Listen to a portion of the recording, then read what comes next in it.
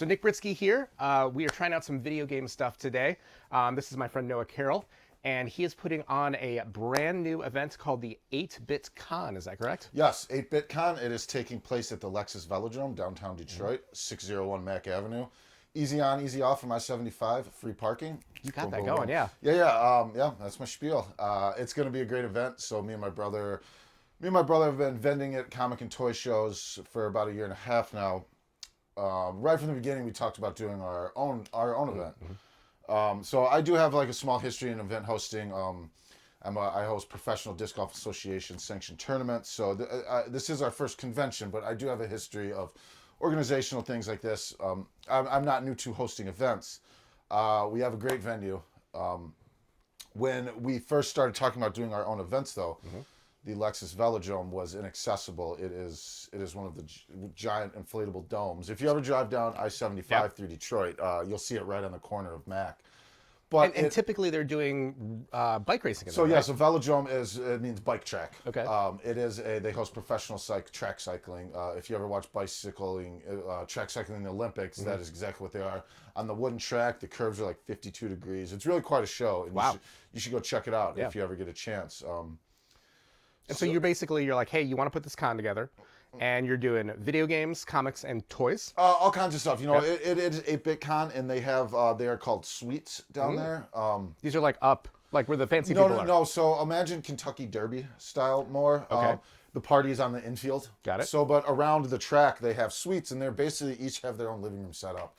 There are 2 couches, coffee table, and a TV right there. Okay. So we're gonna have vintage video game station set up there. We also have a few of our vendors have rented out the suites. We'll be publishing a complete list of that closer to the date. But yeah, we'll have vintage video game contests going on. So it's gonna be a great, and then we'll have all the and you really have to see the venue. It's kind of hard to describe. Okay. But yeah, it's gonna be a great time. We're gonna have a lot of vintage video game contests. We have comic book dealers. We have toy dealers. We have Pokemon dealers. My brother has has a real nice comic book collection. We'll be talking to him in a minute. But he'll be set up there with his comic stand. I thought I had an impressive video game collection, but this guy right here is this is something right here, man. I didn't know what we were coming into. So, but you also sell games. Yes, I buy, sell, trade, refurbish. Yeah. And you have a collection yourself. Yeah, I do. So these are right here. Also, it does not compare to what you've put together here, but you got all the boxes. I do have a nice CIB that stands for complete in box collection here. And I also have the NES complete in box. Yeah. These are not as rare as you'd think, but it is also cool, and it's a real eye catcher when you're set up at these shows. I love like the history here. You know, was this like the knife that opened us up at the Toys R Us back in the day? So I'm going to go ahead and say that this box is in better condition than when I actually got it, because it was covered in dust. I cleaned it up a bit, and so it does have some marks. I don't know if you can see those, but also there, you don't see, it's not that rare, but also a lot of them are like real beat up, like the edges are coming off back here, and that is the thing about most of my CIBs is that they are in great condition. Because as kids, we'd throw them away. Right, yeah, right. Because we're about the same age. Yeah, right. And I threw my box away, 30 years ago. Your parents threw them away. I don't want this junk. It's a box. What do you know? So what does this add to the? So Nintendo's maybe $100. Without the box, I sell $120. You get for a Nintendo. Okay. It's $120. You get 2 controllers, a gun, and a game. Okay. Most people, if you're buying a console, they'll be like, up to $80, and it's 1 controller, no game. Got it. But I like to do that combo, especially like if you're buying a Nintendo. I want you to be able to go home and play it. Right. You know what I mean? Okay. And then the box. What's the box add to it? So I'm asking. I mean, when I put this at my shows, I'm asking about $400 for it. Wow.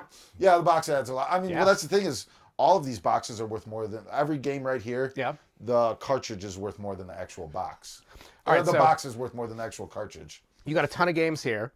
You picked 3 that you really want to talk about. All right, but if you are a 80s baby Nintendo kid, this is basically, let's go. So this is we're just going to get that out of the way, but that's the Quick Stick. This was for like Top Gun. And that noise Yeah. is so... Right. And this thing really sucked to the table. Yeah. Oh my. Yeah. So sometimes when I put it down on my table, it shows. I'm like, you gotta like slide it off. Yeah. You can't even just pull it off. And this is this is 30 some years old, and it's still. We're gonna get that out of the way. The way to play Top Gun. Yes, the only way to play Top Gun. Not a great game. Yeah. But the landing on the aircraft carrier. Nobody ever landed on the aircraft carrier. It's a myth. But this is basically the holy trinity here of yes, there are more valuable games, but this is the holy trinity of NES games. You have your Legend of Zelda game that started an absolute franchise juggernaut. Just everything. And I have a story from this because I remember my godmother and my uncle, they were complaining how expensive this was, and really? they split it for a birthday gift for me. Oh yeah, Yeah. Nice. So also, quick story about that. Me and my brother beat this in one sitting a few years ago. Holy smokes. Then you have Mike Tyson's Punch Out. Just like the greatest, the first great sports game. I'm gonna say, people love Tecmo Bowl and things like that, but you go back and that is not fun to play. This is still, this is still And a good challenge. Oh yeah, right. You had to memorize patterns and things like that. And then we have Contra, the GOAT of side-scrolling shooters. So these are all, complete in box. They have all the posters in there and everything. And also the thing is you don't see these boxes in this kind of condition unless they are still sealed. And usually if they're still sealed, like they're WADA graded, So probably a lot of people don't know about that. What is WADA grading? So WADA is just, they are the foremost, there are several companies, just like, the comic book industry. You have like CBC, CGCS. WADA is the foremost video game grader. And I don't even know if they do grading on unsealed games, because I don't have any graded games. I play my games. Sure, there you go. But it's almost like they have these cases, and it's a little bit bigger than that. Yes. So it's So this is just in a plastic case because it's my cream of the crop. Yeah. But yeah, they come in a plastic case. It's sealed in there. You'd have to break it and crack it to like get it out. But you send it away. They look at it and they're like, okay, this is a 9. Yes. And then all of a sudden, it's worth 10 times more. Yeah. So grading, same with just but you pay for it. Yes, you do pay for it. Same with like in the same thing in comic book industry. Your game's in good condition. Mm-hmm. You send it in. This professional says, "Hey, yes, I put my stamp of approval on this. This is in great condition, and here's my number I give it. And this cannot you'll have to break this box and get it out of here if if you want to prove otherwise." And does that hold up? Because there was a little bit of a controversy like a year or so ago, 6 months ago. So I don't know what this controversy is, but so like WADA is, I don't even know of another game grading company. WADA is basically it, I think. But like the CBC and CGCS, like CBC is the comic, and we'll talk to your brother a little bit more about that. I'm looking at him for approval right now. CBC is number 1. CGC is number 1. Yes, that's why I'm a video game guy. Well, all right. A couple other things you got. You actually have one game, Sega game here, right? Oh yes, Sega Genesis. So also this is Mutant League Hockey. So they did 2 of these. It was Mutant League Hockey, Mutant League Football. There was I've heard of the football. So there was also a very brief Saturday morning cartoon from when we were kids. Okay. Featuring Bones Jackson was the main protagonist. Of course. Play off of Bo Jackson, the multi-sport athlete. But yes, this is one of the more valuable Sega games, and I have it here complete in box. And also, this is just one of the most fun games you're going to play out there.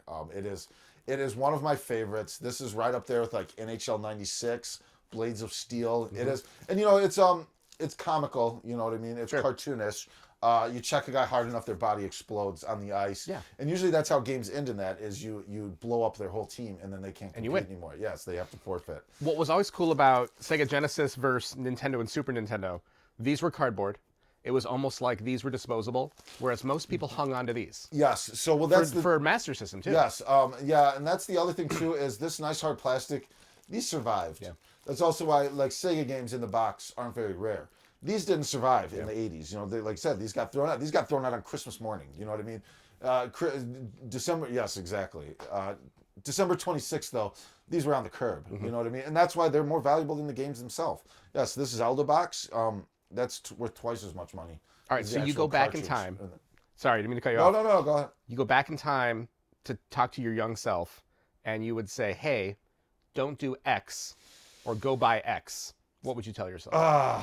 Man, I mean, can I give myself a list of like comic books to go buy? You would do comic books over games. Okay. They're more valuable, and I have all the games from my childhood. You know, there is one game. There is one game that I really regret. So I used to have Dragon Warrior 4, but this wasn't even my childhood. This was in my mid-20s. Yeah. I had Dragon Warrior 4. I didn't have the box. I had the map and the manual with it though.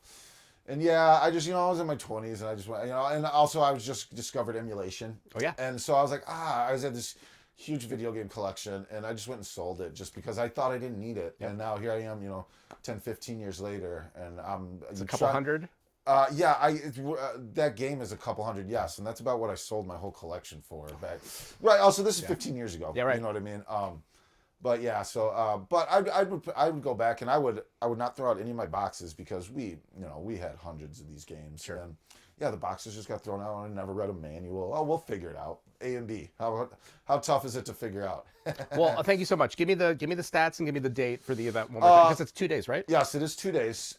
April 22nd, 23rd. Just a month from tomorrow, I believe. Today's the 21st. That means nothing. This could take me 2 weeks to edit. Right. No. Oh, right. So, April 22nd, 23rd. The Lexus Velodrome, downtown Detroit. Like I said, free parking, easy on, easy off. 2-day event. It's $10 at the door.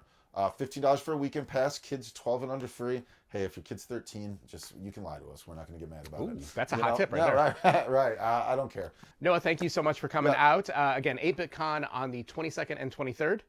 Yes. And I'm going to be there. I'm going to check it out. Super excited about it. If you want to check the next episode, we're actually going to talk to his brother, who's the comic side of this, and we're going to learn a little bit more about that. So stay tuned for that.